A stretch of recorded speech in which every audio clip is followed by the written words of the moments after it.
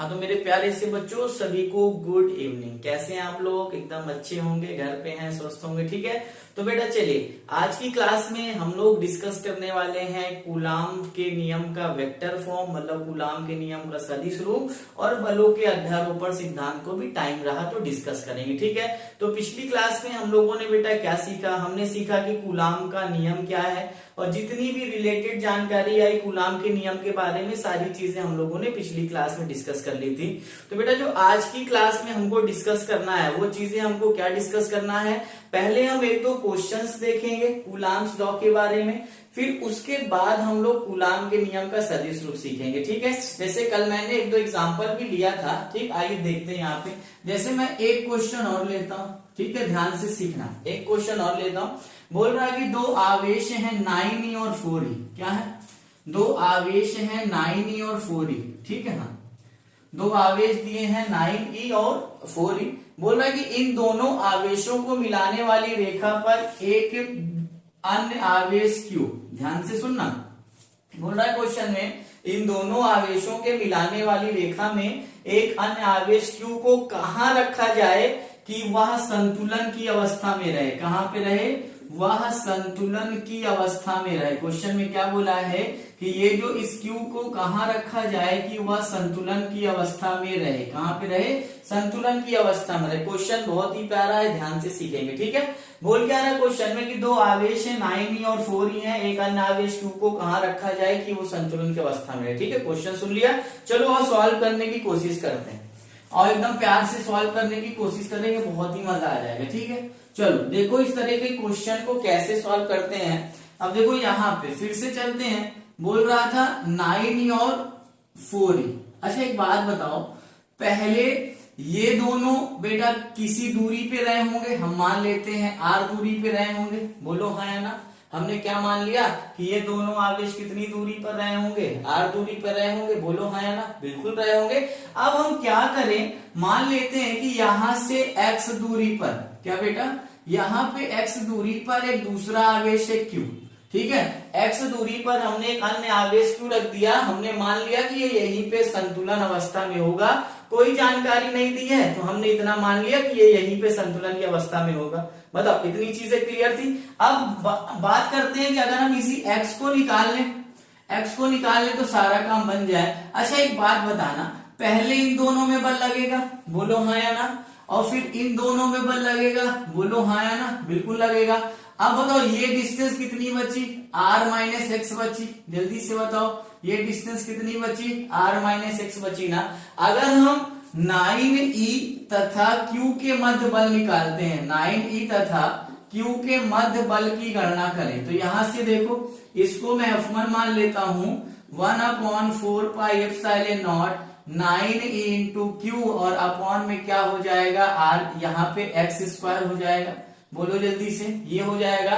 और अगर हम यहाँ पे इन दोनों के बीच में बल निकालें, इसको समीकरण 1 मान लो। अगर हम q तथा 4e के मध्य बल निकालते हैं, q तथा 4e के मध्य अगर हम बल निकालें तो बताओ क्या आएगा? 1/4 pi epsilon not q into 4e upon में r माइनस एक्स का होल स्क्वायर, ये हो गया F2। अब बोल रहा है कि संतुलन की अवस्था में, ध्यान से सुनना, संतुलन की अवस्था में नेट बल कितना होता है? 0। तो F(1) इक्वल टू F(2)। बताओ यही मिलेगा, दोनों बलों का परिणाम क्या होगा? बराबर होगा। तो यहाँ पे हम कर दिए बराबर। अब ध्यान से सीखो, जैसे बराबर करेंगे 1/4 pi epsilon not 9e into Q upon x square और इधर क्या बचा? 1/4 pi epsilon not 4e into Q upon में r माइनस एक्स का होल स्क्वायर बचा। अब बताओ यहाँ पे ध्यान से देखना, हाँ एक एक चीजें ध्यान से नोट करेंगे। बताओ यहाँ से 1/4 पाई से 1/4 पाई एप्सिलॉन नॉट कैंसिल हो जाएगा। बोलो हाँ या ना? और यहाँ से Q से Q कट गया, E से E कट गया। बताओ यहाँ पे 9/x का होल स्क्वायर, यहाँ पे 4/r माइनस एक्स का होल स्क्वायर। बताओ 9/x का स्क्वायर और यहाँ 4/r माइनस एक्स का होल स्क्वायर। अच्छा बताओ इसको मैं ऐसे लिख सकता हूँ 3/x का होल स्क्वायर और इसको मैं लिख सकता हूँ 2/r माइनस एक्स का होल स्क्वायर। बताओ स्क्वायर बराबर हो गया तो ये दोनों बराबर हो जाएंगे। 3/x 2/r-x, क्रॉस मल्टीप्लाई कराओ, 2x इक्वल टू, नीचे दिख रहा है ना, बिल्कुल दिख रहा है, 2x इक्वल टू कितना हो गया 3r-3x, यही हो जाएगा, ये माइनस इधर आएगा प्लस में हो जाएगा, तो यहाँ पे देखो 5x equal to 3r, x equal to 3/5r, ये आपका आंसर आ गया कि 3/5r दूरी पर हम आवेश को रखते तो वो संतुलित अवस्था में होता। ठीक है, तो बिल्कुल आसान सा क्वेश्चन था, जल्दी से फट से नोट करो, फिर एक क्वेश्चन और कराते हैं। ठीक है, जल्दी से, मैं साइड हट जा रहा हूं, फटाफट नोट कर लो सही बच्चे। चलिए नोट करते हैं, आशा करते हैं आपने इसको अच्छे से नोट कर लिया होगा। चलो आओ देखते हैं अगला क्वेश्चन। ठीक है, प्यार से सीखते हैं, एक एक बातें सीखते हुए चलेंगे, फिर क्लास को आगे बढ़ाएंगे।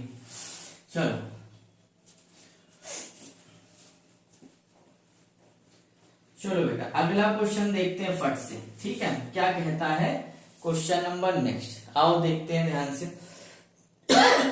सॉरी, देखो अब बोल रहा है कि दो आवेश थे, +4 माइक्रोकूलाम के और एक -4 माइक्रोकूलाम का। ठीक है, एक दूसरे से कितनी दूरी पर रखे जाएं कि वे एक दूसरे पर 9 न्यूटन का बल आरोपित करते थे। क्या? 9 न्यूटन का बल आरोपित करते थे। बहुत ही प्यारा सा क्वेश्चन है, एकदम आसान सा क्वेश्चन है, अब एकदम इजी करा रहा हूं। ठीक है, देखो बोल रहा है कि दो आवेश थे 4 माइक्रोकूलाम के बेटा और एक -4 माइक्रोकूलाम का। बोल रहा है कि दोनों पर 9 न्यूटन का बल कार्य करता है। कितने न्यूटन का बल कार्य करता है? दोनों पर 9 न्यूटन का बल कार्य करता है। तो आपसे क्या पूछ रहा है कि दोनों आवेशों के मध्य दूरी कितनी है। ठीक है, क्वेश्चन जल्दी से नोट कर लो, सभी प्यारे बच्चे क्वेश्चन को नोट करेंगे। जल्दी से सभी प्यारे बच्चे क्वेश्चन को फटाफट नोट करेंगे। ओके, जल्दी से नोट करो इसको।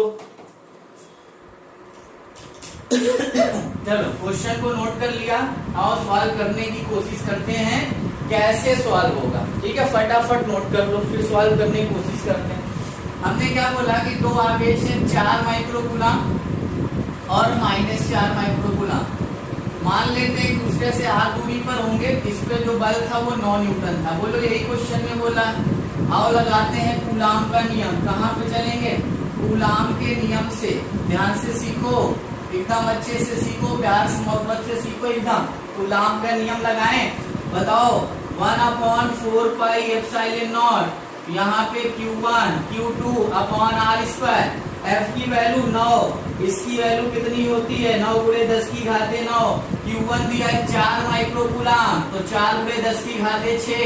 Q2 दिया है 4 × 10 की घाते -6 r²। ये जाएगा इधर, बताओ ये r² बराबर, ये 9 से 9 कट गया। यहाँ पे सीखो 4 × कितना हो गया? 10 की घाते -3 हो गया। इधर दे दो 0.4, इधर दो 0.4, ये हो जाएगा -4। बोलो हाँ है ना? तो यहाँ पे r बराबर 0.2 × 10⁻² मीटर, कितना आ जाएगा? 0.2 × 10⁻² मीटर। फटाफट नोट करो, फटाफट नोट करो क्वेश्चन। ये हाँ फटाफट नोट करो, जल्दी से नोट करो यार क्वेश्चन को। चलो जल्दी से नोट कर लो सभी बच्चे, नोट करो, फिर अगला क्वेश्चन देखते हैं। ओके, चलो जल्दी से फटाफट नोट करो, फिर एक क्वेश्चन हो, बहुत ही मजेदार क्वेश्चन कराने वाला हूं। ठीक है, जल्दी से इसको नोट कर लो सही बच्चे, फटाफट नोट कर लो। चलो आशा करते हैं नोट हो गया होगा। आओ अब आगे सीखते हैं। ठीक है यार, सीखते हैं चीजों को एकदम प्यार मोहब्बत के साथ, सीखते हुए आगे बढ़ेंगे सरकार। आओ देखो अगला क्वेश्चन। ठीक, अगला क्वेश्चन ध्यान से सीखो।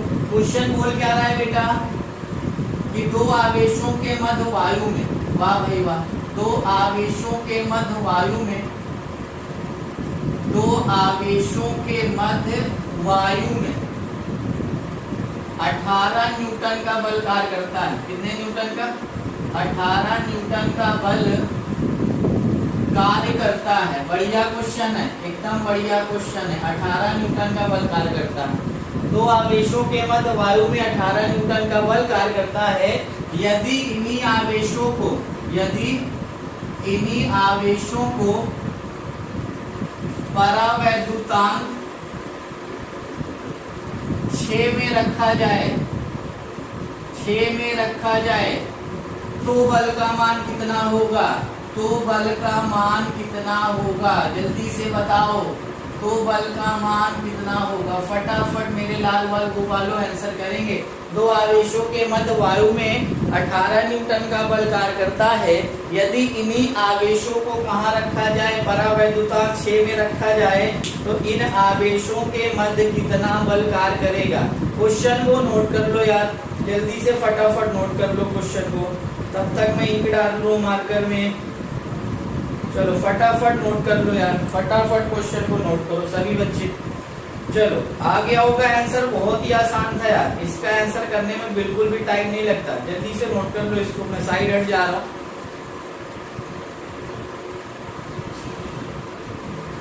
चलो आओ देखते हैं आगे, आओ इसको कैसे सॉल्व करो सीखो मेरे साथ। अच्छा एक बात बताना, कल हमने एक रिलेशन बताया था, याद हो आपको, FA/FM, याद है, FA/FM इक्वल टू K, याद होगा, साइड में यही जगह पे लिखा था, मुझे अभी तक याद है, यही जगह लिखा था FA/FM इक्वल टू K, मतलब वायु में बल, माध्यम में बल और ये परावैद्युतांक, बोलो है ना। तो क्वेश्चन को पढ़ो, वायु में बल कितना है 18 न्यूटन, तो FA कितना हो गया 18 न्यूटन, और बताओ परावैद्युतांक K कितना हो गया 6, और मीडियम में पूछा है तो क्वेश्चन मार्क लगाओ और फार्मूले में पुट कर दो।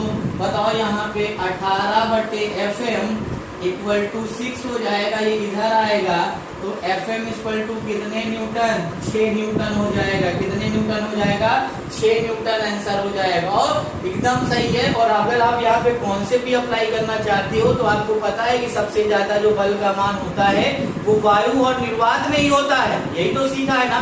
जो सबसे ज्यादा बल का मान होता है वो वायु और निर्वात में ही होता है, और इसलिए देखो यहाँ पे कम आया है। बताओ, अच्छा 6×18 3 न्यूटन होगा ना, 6 न्यूटन है 3 न्यूटन। बताओ इतनी चीजें आपको क्लियर है, जल्दी से बता दो, इतनी चीजें क्लियर है ना। चलो आगे बढ़ते हैं, हेडिंग डाल देना, कूलाम के नियम का सदिश रूप, बिल्कुल सही सुना, कूलाम के नियम का सदिश रूप, हाँ कूलाम के नियम का सदिश रूप, हेडिंग डाल देना, vector form of Coulomb's law, सभी बच्चे हेडिंग डाल देंगे। आओ सीखते आगे, एकदम प्यार से सीखेंगे। कूलाम के नियम का सदिश रूप, ध्यान से सीखो, एकदम प्यार से सीखो। इसको बोलते हैं इंग्लिश में vector form of Coulomb's law, vector form of Coulomb's law, vector form of Coulomb's law, ठीक है, कूलाम के नियम का सदिश रूप, ठीक है। हेडिंग बना लिया, चलो पेन कॉपी को आराम दो, सामने देखो, एक एक चीजें अच्छे से करेंगे, ठीक है। चलो हेडिंग बना लो जल्दी से, फटाफट हेडिंग बना लो। चलो आओ देखते हैं, हेडिंग बना लिया, आओ सीखो, चलो प्यार से सीखते हैं। और यहाँ पे ध्यान से देखो, सबसे बेटा जरूरी ये बात है कि कूलाम के नियम का सदिश रूप कहता क्या है। ध्यान से समझना कि आखिर हमको सदिश रूप की जरूरत क्यों पड़ी। देखो अगर हम सदिश रूप को ध्यान से समझे, ठीक है, अगर हम सदिश को समझते हैं तो सरकार सदिश में क्या होती है, दिशा, क्या होती है, दिशा। तो कूलाम ने जो अपने नियम को बताया था कि दो आवेशों के मध्य बल कार्य करता है, तो उनकी क्रिया रेखा क्या होती है, उनकी दिशा क्या होती है, शायद इसकी जानकारी हमको कूलाम के नियम से सदिश रूप से ही मिल पाए। अभी वो तो हम जब डिस्कस करेंगे तो उसके बारे में बात करेंगे कि कहाँ से जानकारी मिलेगी, लेकिन आइडिया हमको यही लगता है कि बेटा वेक्टर फॉर्म है, जाहिर सी बात हमको जानकारी यही मिलने वाली है, क्योंकि रिजल्ट भी होगा, हम परिमाण भी याद कर लेंगे कि किस आवेश के कारण किस पे कितना बल लग रहा है, और हमको जानकारी भी मिल जाएगी कि उन दोनों बल की दिशा कैसी है, बोलो हाँ या ना। चलो स्टार्ट करते हैं। अब देखो मान लेते हैं कि अगर हम जर्नली समझाएं तो आपने देखा होगा ये आवेश Q1 है और ये आवेश Q2 है। अगर प्रतिकर्षण भी है, यहाँ पे देखो, अगर प्रतिकर्षण बल हो, या तो प्रतिकर्षण बल हो या आकर्षण बल हो, कैसा भी बल हो, तो आपने देखा होगा ये जो बल की दिशा है, क्या देखा होगा, जो बल की दिशा को अगर आपने थोड़ा सा फील किया होगा, क्योंकि भैया फिजिक्स एक फीलनेस है, अगर आपने बल की दिशा को थोड़ा सा फील किया होगा तो आपको ये दिख रहा होगा कि दोनों आवेशों को मिलाने वाली रेखा के अनुदिश है। क्या है, बल की जो दिशा है दोनों आवेशों के मिलाने वाली, दोनों आवेशों को मिलाने वाली रेखा के अनुदिश, या तो आकर्षण होगा या तो प्रतिकर्षण होगा।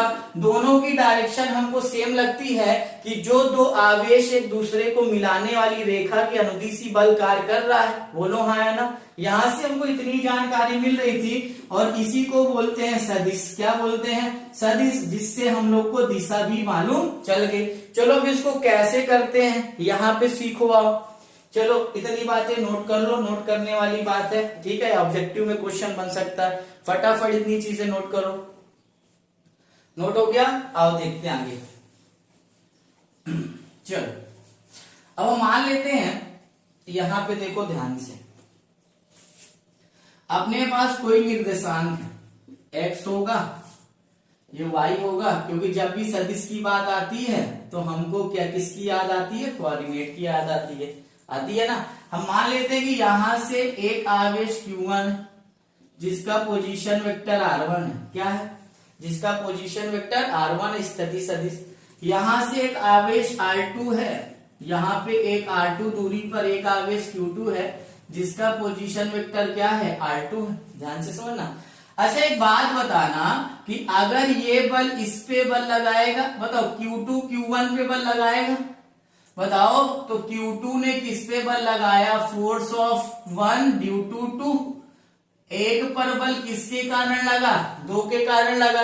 तो इस इधर इसने बल लगाया तो वो क्या लगाया? F12 लगाया। बोलो हाँ या ना। वेक्टर फॉर्म है तो वेक्टर का सहारा ले रहे हैं और इधर इसकी क्रिया रेखा क्या हो गई? R21 हो गई, मतलब दूसरे आवेश से पहले आवेश की ओर, दूसरे आवेश से पहले आवेश की ओर, पहले पर बल दूसरे के कारण, पहले पे बल दूसरे के कारण। अच्छा बताओ क्या Q1 भी तो बल लगाएगा? Q1 किधर लगाएगा? Q2 पे लगाएगा, तो F(2) ड्यू टू 1, बताओ यही बनेगा, F21 बनेगा। F21 का मतलब क्या है? दूसरे पे बल पहले के कारण, और F12 का मतलब क्या है? पहले पे बल दूसरे के कारण। बोलो हाँ या ना।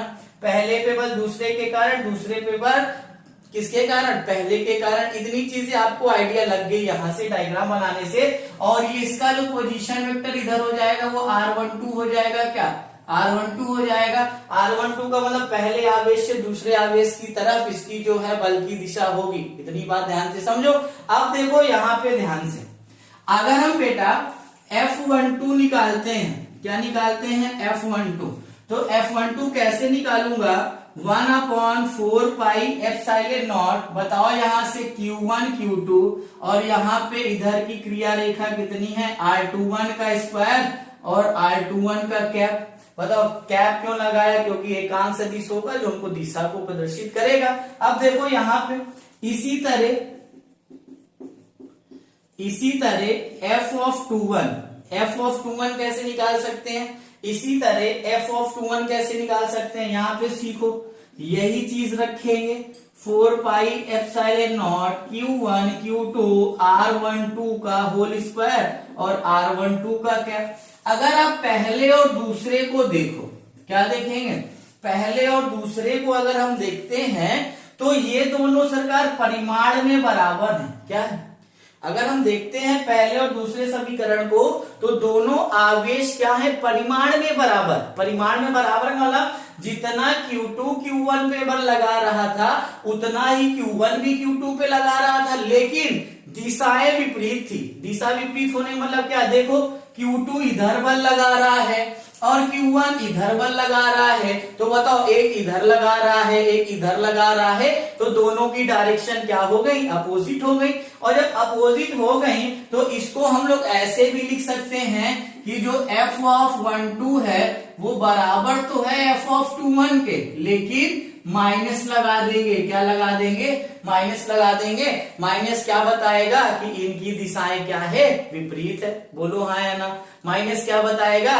कि इनकी दिशाएं क्या है बेटा? विपरीत है। तो आपको ये बात समझ में आई कि कूलाम के नियम के सदिश रूप से हम लोग आवेशों के मध्य कार्य करने वाली बल की दिशा की गणना कर सकते हैं और एक आवेश के कारण अन्य आवेश पर कितना बल कार्य करता है उसके परिमाण की भी गणना कर सकते हैं। और भैया इसी को बोलते हैं न्यूटन का तीसरा नियम। क्या? न्यूटन का तीसरा नियम ही तो कहते हैं। F(1)2 equal to F(2)(1). इसको क्या बोलते हैं? न्यूटन का तीसरा नियम भी तो कहते हैं। हम यहाँ पे कह सकते हैं कि जो आवेश कूलाम के नियम का सदिश रूप है वो न्यूटन के तीसरे नियम का भी पालन करता है। ठीक है, तो फटाफट नोट करेंगे चीजों को, फिर क्वेश्चंस लेके आता हूं। जल्दी से बेटा फटाफट नोट कर लो यार, फटाफट नोट कर लो सारी चीजें। एक में 30 सेकंड का टाइम दे रहा हूं, इतने में नोट हो जाएगा। चल, आई होप आपको vector form of Coulomb's law एकदम अच्छे से क्लियर हो गया होगा। ठीक है, चलो जल्दी से नोट कर लो इसको सभी बच्चे।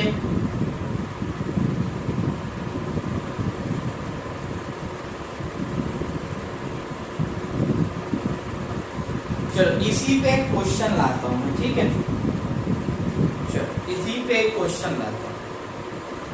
बिना क्वेश्चन के बेटा फिजिक्स तो अपने समझ में आती नहीं है, इसलिए क्वेश्चन लाना तो बहुत जरूरी हो जाता है ना। चलो इसी पे क्वेश्चन करते हैं। आओ देखते हैं, प्यार से देखें एकदम अच्छे से। चलो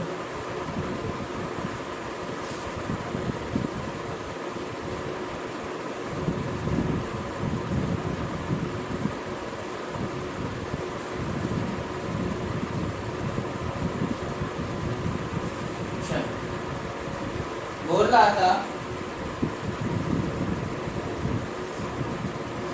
दो आवेश है। ठीक है, क्वेश्चन लिखता हूं, ध्यान से सीखेंगे। आओ, दो आवेश ए तथा बी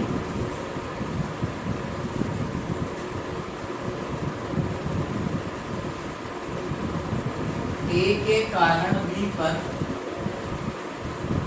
0.2 न्यूटन का बल कार्य करता था। ठीक है, कार्य करता है या कार्य करता था यदि इनकी दूरी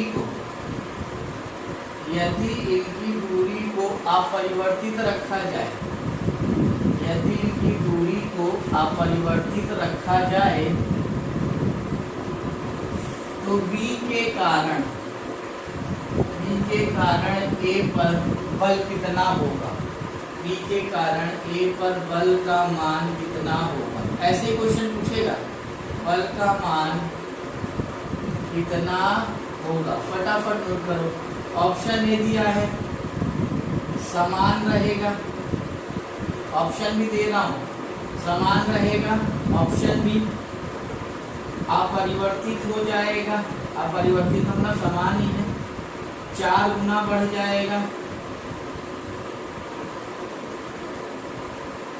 4 गुना बढ़ जाएगा। ऑप्शन सी 2 गुना हो जाएगा। ऑप्शन डी बेटा none of this. Option D प्यारे बच्चा नन ऑफ दिस। बोलो हाँ या ना, जल्दी से बताओ। क्वेश्चन एकदम आसान है, थ्योरी को फॉलो करके इस क्वेश्चन का आंसर हम लिख सकते हैं। जल्दी से बताइए, कितनी चीज आपको क्लियर है? जल्दी से बताओ। क्वेश्चन क्लियर है तो क्वेश्चन पढ़ो। बोल रहा है कि 2 आवेशित गोले है या तो 2 आवेशित चार्ज है ए और बी। बोल रहा है कि अगर ए बी पे 0.2 न्यूटन का बल लगाता है तो बी ए पर कितना लगाएगा अगर इनकी दोनों की दूरी समान हो, मतलब जितनी दूरी पे रखे थे उतनी ही दूरी पे हो सका। तो बोल रहा है कि बी के कारण ए पर बल। अच्छा बताओ, अभी हमने क्या बोला कि F12 बराबर F21 होता है ना, तो बताओ कितना रहेगा? समान रहेगा। तो इस क्वेश्चन को बेटा हम लोग पलक झपकते ही कर सकते थे, है ना। इस क्वेश्चन का आंसर हम लोग बेटा पलक झपकते ही आंसर कर सकते थे। ठीक है, चलो एक क्वेश्चन और लिखते हैं, एक क्वेश्चन और करते हैं बेटा। और ध्यान से सीखते हैं क्वेश्चन और। चलो प्यार से एक क्वेश्चन और देखते हैं। अब एक क्वेश्चन और करते हैं। हाँ, इधर से लिखता हूँ, दिख रहा है ना इधर आप लोगों। चलो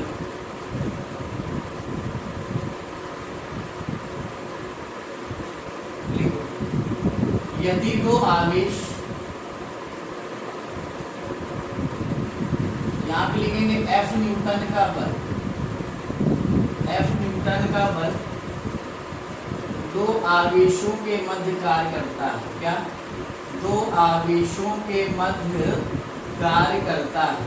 ठीक है, F न्यूटन का बल दो आवेशों के मध्य कार्य करता है। ये बोल रहा है क्वेश्चन में, F न्यूटन का बल दो आवेशों के मध्य कार्य करता है यदि आवेशों के मध्य की दूरी, यदि आवेशों के